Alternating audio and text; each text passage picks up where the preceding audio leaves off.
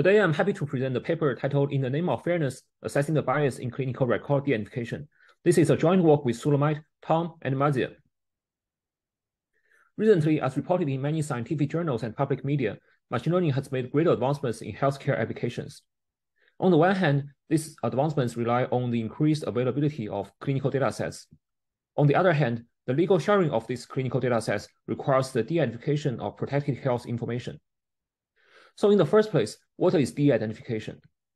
Let's consider an example of electronic health record, where the record contains the patient's name, age, and other protected health information. Then de-identification tools aim to mask 18 types of PHI according to the requirements of the HIPAA safe harbor provisions. If done appropriately, prior work finds that clinical data sharing adds significant value to scientific reproducibility at low risk to patient privacy. Existing de-identification methods are reported to perform well on average. However, the question is, do they perform equally well on all demographic groups? What if these tools fail because of the associated demographic attributes? We know that would be unacceptable because it could lead to severe consequences, including the violation of laws, the exacerbation of existing bias, and many more. Therefore, in this paper, we focus on investigating the bias in de-identifying a specific PHI category, people's names in clinical notes. To that end, we assess the demographic information associated with the name along the following 4 dimensions. The first dimension is gender, where we consider male and female groups. The second dimension is the expected racial or ethnic identity of a name, where we consider white, black, Asian, and Hispanic groups. The third dimension is the popularity of a name, when we measure name popularity by the absolute frequency of a name across the entire population. The fourth dimension is the decade of popularity. In order to evaluate the impact of a demographic dimension, we design experiments to control for the other dimensions.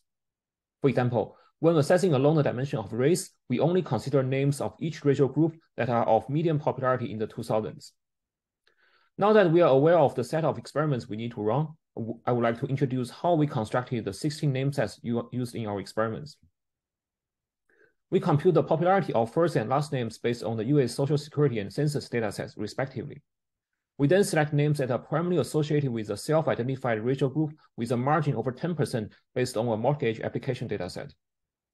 In order to assess along the dimension of race, for instance, we pull the results of name set 3 and 4 for the white group, 7 and 8 for the black group, 9 and 10 for the Asian group, and 11 and 12 for the Hispanic group. Once we have the 16 name sets, we follow this figure to set up our experiment pipeline. More specifically, we manually created 100 clinical note templates based on real-world hospital discharge notes. We marked the names and replaced other PHI categories with realistic synthetic values. Our templates are more analogous to real-world de-identification challenges, with an average of around 13,000 characters and 3.5 unique names per template. For each name set, we duplicate each of the 100 templates 10 times and fill in 4 names randomly generated from that name set. This creates a total of 16,000 nodes for evaluation. Based on these evaluation nodes, we examine 9 public and private de-identification baseline methods, including 3 off-the-shelf NLP libraries, 3 commercial services, and 3 open-source toolkits. To quantify the bias, we introduce the recall equality difference, which is the average absolute difference between the recall of each demographic group and that of all the groups considered along the corresponding demographic dimension. This metric demonstrates the difference in recall each group would experience while expecting the reported average performance. On this basis, we aim to investigate the following 3 research questions in this paper. Is there demographic bias in these examined de-identification methods? What causes their underperformance? Can we mitigate their bias? And the short answer to the first question is an unfortunate yes. Let's first look at their overall performance in terms of precision, recall, and F1. We can see that FLAIR performs rather well, probably due to its use of document-level features. NeuroNER also attains competitive scores, possibly because it is pre-trained on clinical corpora. On the other hand, SPACE gives the lowest recall, albeit its popularity. Google also underperforms compared to the other commercial platforms.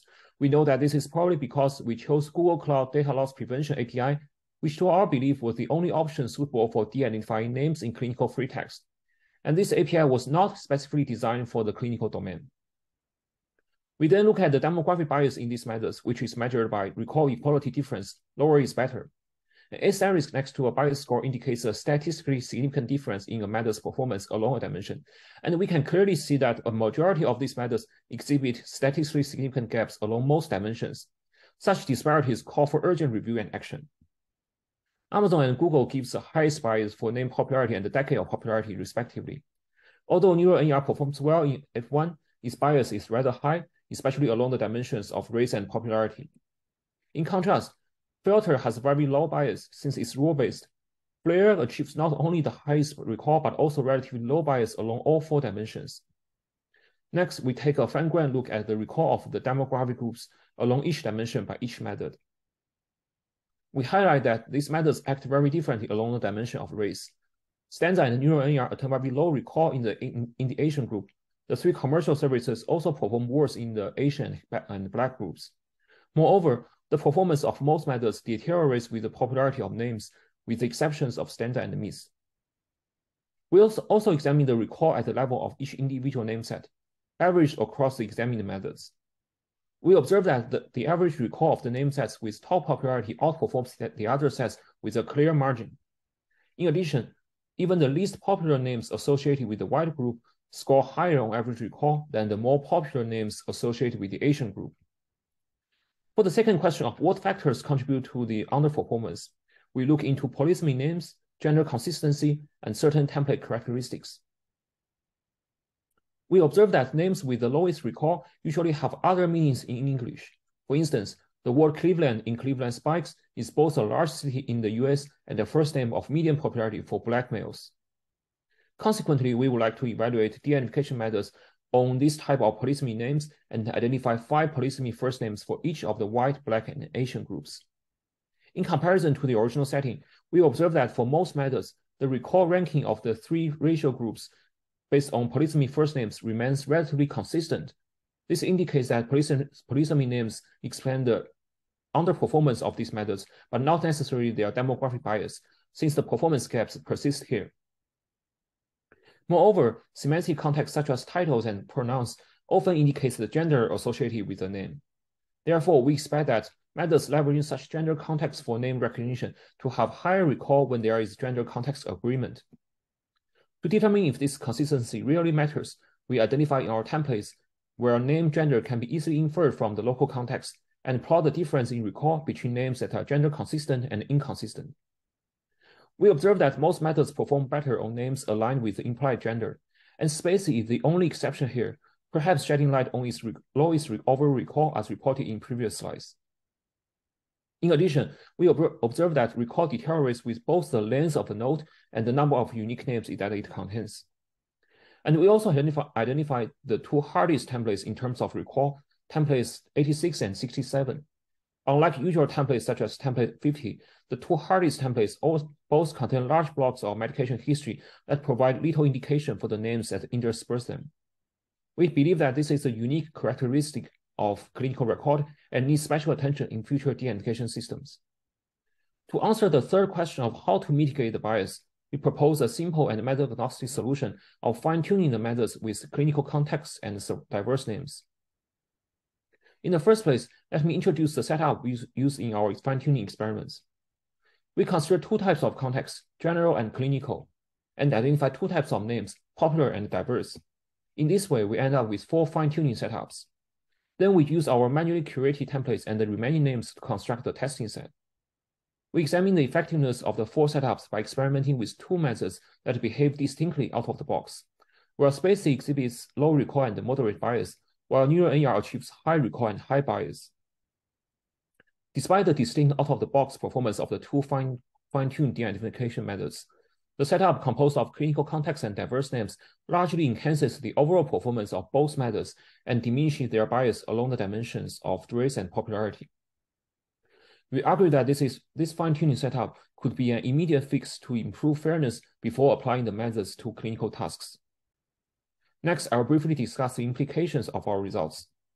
First, the demographic association of names suggests that the training datasets of ML models may implicitly contain bias to names and therefore require careful audits. Second, machine learning models may unintentionally learn the bias in healthcare datasets and consequently further escalate the unfairness in downstream applications. Third, as recommended by prior work, legal and ethical data sharing should be encouraged. Fourth, it is not acceptable to exclude some populations from de-identified data sharing. Fifth, we know that disparities in de-identification can lead to poorer privacy for marginalized populations and engender crimes such as identity theft.